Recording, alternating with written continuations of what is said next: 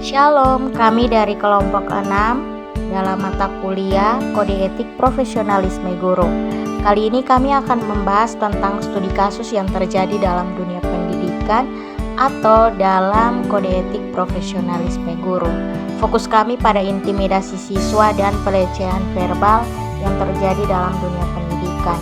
Di sini kami akan membahas berbagai macam hal tentang dampak-dampak yang terjadi dan juga latar belakang. Berikut adalah latar belakang. Pelanggaran etika oleh guru dapat berdampak signifikan pada lingkungan pendidikan dan perkembangan siswa. Berikut adalah beberapa guru yang memperlakukan siswa favorit mereka dengan baik, sementara siswa lain diabaikan atau diperlakukan tidak adil. Intimidasi pelecehan verbal adalah masalah serius yang dapat berdampak buruk pada perkembangan siswa, baik secara psikologis, akademis, maupun sosial.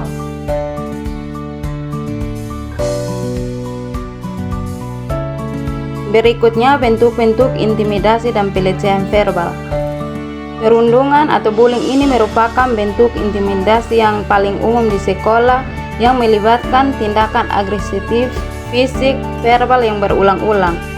Ejekan dan hinaan menyebarkan kata-kata kasar, ejekan atau hinaan yang mendengarkan tentang penampilan, kemampuan atau latar belakang siswa.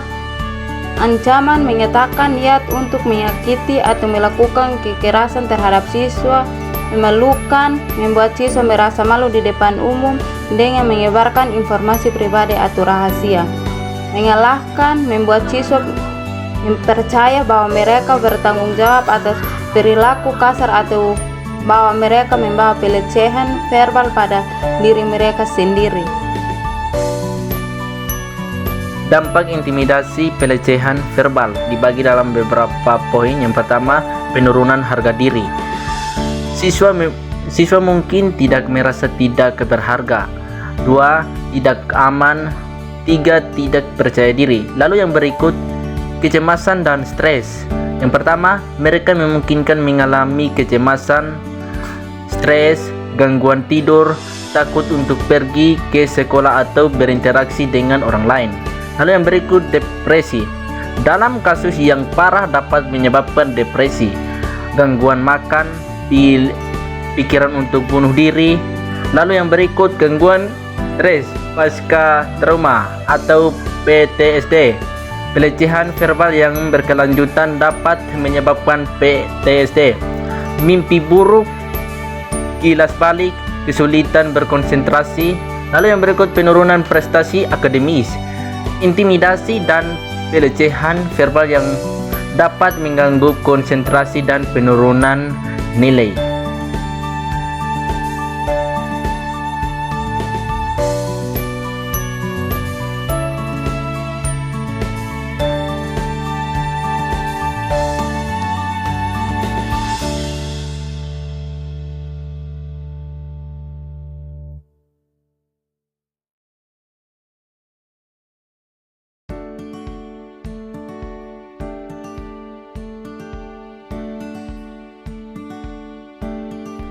Yang berikut mengatasi intimidasi dan pelecehan verbal.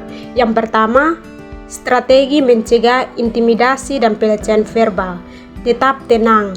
Cobalah untuk tetap tenang dan jangan bereaksi dengan marah atau agresif. Jangan balas. Menanggap dengan kekerasan verbal hanya akan membuat situasi memburuk. Tegas dan jelas. Beritahu pelaku bahwa Anda tidak suka dengan perilakunya. Dokumentasikan, catat waktu, tempat, dan isi pelecehan verbal.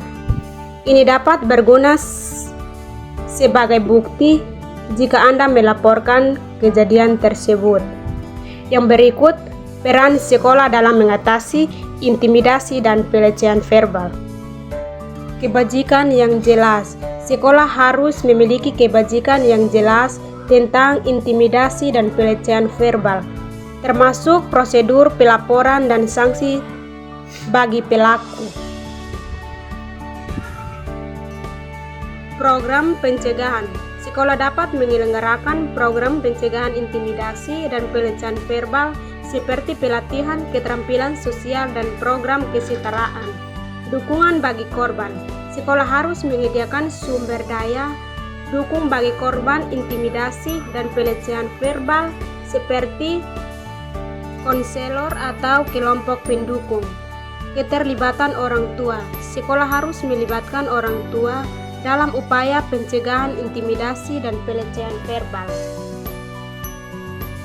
Alkitab sebagai panduan. Cinta sebagai prinsip utama. Alkitab mengajarkan bahwa cinta adalah hukum yang paling utama. Kasihilah Tuhan Allahmu dengan segenap hatimu, dan dengan segenap jiwamu, dan dengan segenap akal budimu. Itulah hukum yang terutama dan yang pertama. Dan hukum yang kedua yang sama Kemudian dengan yang pertama adalah larangan ialah menghina. kasihilah Janganlah sesamamu engkau manusia menghina orang seperti tua, dirimu sendiri. dan janganlah Terdapat engkau dalam menolak Matius orang tuli. 22, Janganlah engkau 37 menghalangi sampai orang buta di 39. jalan, tetapi takutlah Yang akan kedua, larangan Allahmu, menghina. akulah Tuhan. Janganlah Dapat engkau kita baca menghina dalam orang tua, Imamat pasal 19 dan janganlah engkau ayat menolak 14. orang tuli. Kemudian adalah menghormati Janganlah engkau sesama. menghalangi orang Hendaklah buta di kamu jalan, saling tetapi menasihati dan membangun satu sama lain. ketakutan akan Allahmu. Akulah Tuhan. Imamat 19:14. Menghormati sesama, hendaklah kamu saling menasihati dan membangun satu sama lain, sebagaimana kamu juga melakukannya. 1 Tesalonika 5 ayatnya yang ke-11.